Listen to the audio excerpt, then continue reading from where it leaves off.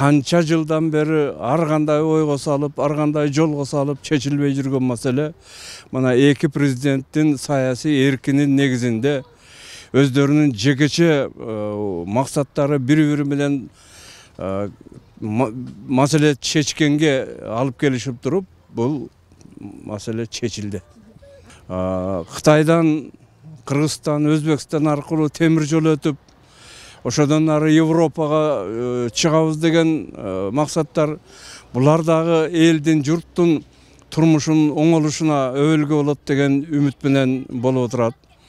Ал эми Камбар-Ата 1 деген ГЭСти биргелешип курабыз дегендиктин өзү, ошол жердеги топтолгон суу, ошондон иштелип чыккан электр энергия Кыргызстан менен Өзбекстандын элдерине кызмат кылып, турмушун жакшыртууга өбөлгө болот деген ишеничти пайда кылып отурат.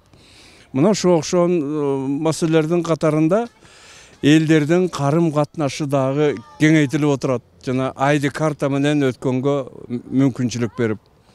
Болбосо ошол жерден чек арада отурган таможниктер, чек арачылар, башка ветеринардык, башка кызматчылар, Кыргызстандыкы да, Өзбекстандыкы да өтүп аткан элдерди ар ойго салып кыйнай берет эле.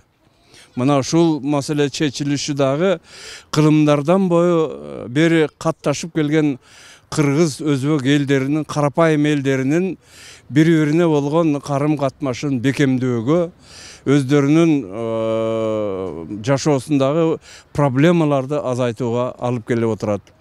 Жыйынтыктап айтканда, ушул Кыргызстандын жана Өзбекстандын президенттеринин саясий эрки чечилип аткан маселелер канчалык мамлекетке атын берген элге, журтка кандай пайдасы тиет дегенге чын ыкласы менен киришкендиги бул бизди кубандырат.